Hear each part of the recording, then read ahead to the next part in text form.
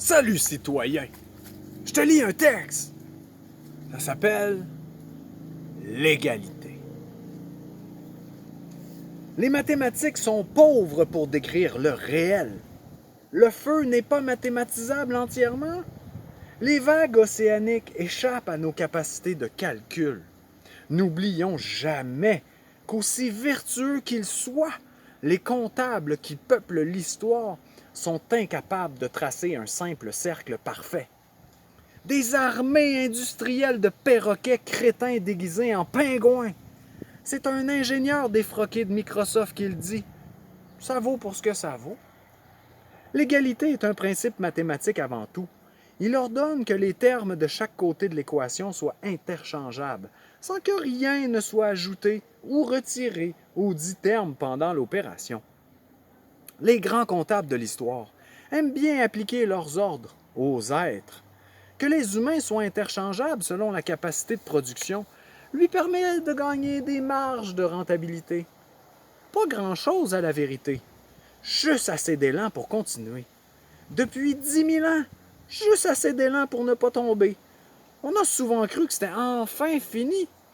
Gengis Khan, Attila, Hitler, le Corona. Non!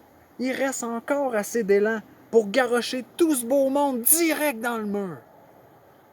Il est étrange qu'entre la liberté du croître et la fraternité universelle, les comptables de l'histoire nous aient inséré à coups de forceps leur égalité mathématique.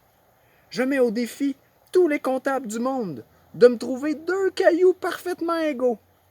Maintenant, 2 êtres égaux? Non, messieurs les comptables, vous n'y parviendrez pas.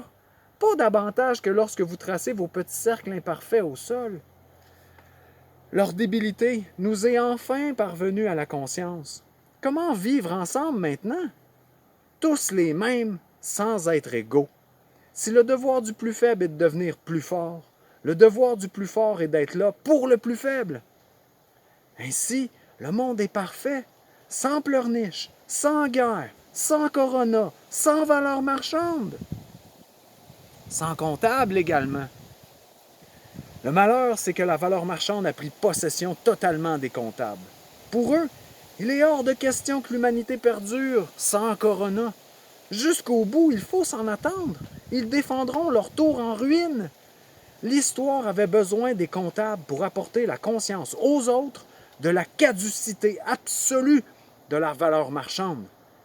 Maintenant que cela est fait, les mathéma-médecins peuvent bien aller se perdre dans leur puce de silicium.